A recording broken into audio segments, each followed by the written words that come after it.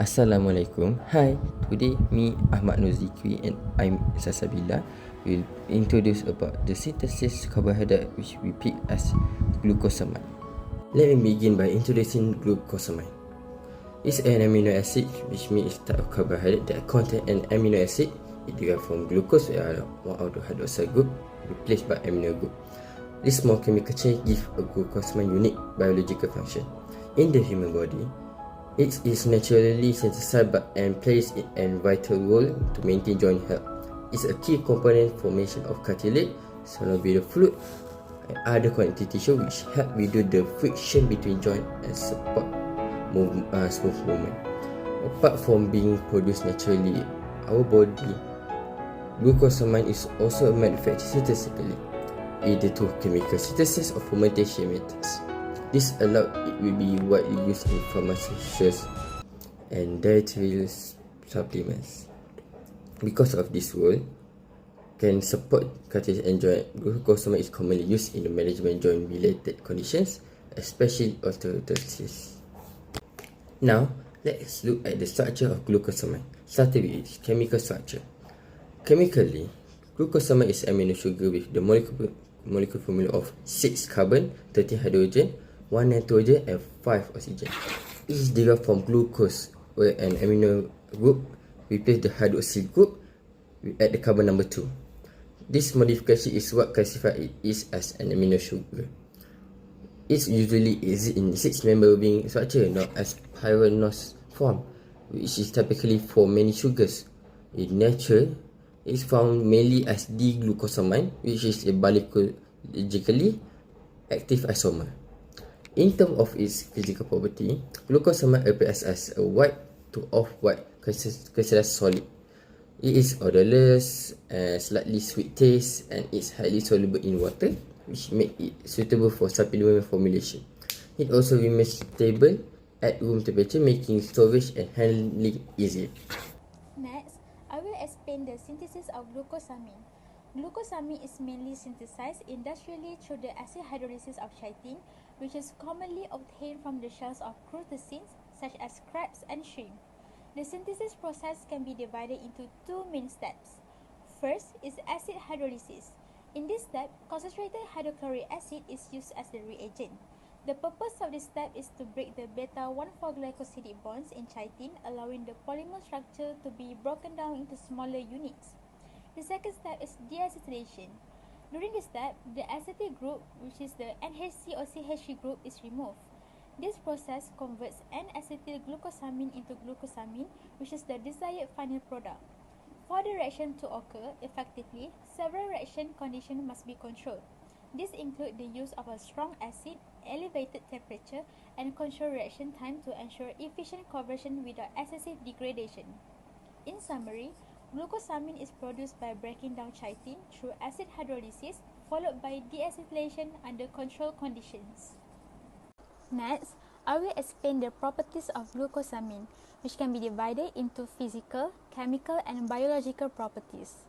First, let's look at the physical properties of glucosamine. Glucosamine appears as a white crystalline powder. It has a slightly sweet taste and is highly soluble in water, which makes it easy to dissolve and use in pharmaceutical and supplement formulations. Next are the chemical properties. The chemical formula of glucosamine is CHH13NO5. It contains important functional group including amino group and hydroxyl group. Due to the presence of the amino group, glucosamine is classified as a basic amino sugar. It can easily form salts with acid and is also reactive, meaning it can undergo acetylation and oxidation reaction. Lastly, I will discuss the biological properties of glucosamine. Glucosamine is a naturally occurring compound, commonly found in chitin and cartilage. Biologically, it acts as a precursor for glycosaminoglycan, which are essential components of cartilage. In terms of safety, glucosamine is a non-toxic and biocompatible when taken at recommended doses. In humans, it is widely used to support joint and cartilage health.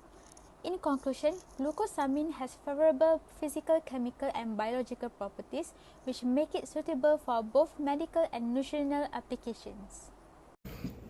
So, we move on to the application of glucosamine. which is widely used in both food industry and health industry. In the food industry, glucosamine is commonly used as an ingredient in nutraceuticals and dietary supplements, especially those aimed at improving joint health. It is sometimes used in food fortification on a limited scale, such as certain dairy-based products. In addition, it is studied in food chemistry research to be better understand the behavior of amino sugar in food system.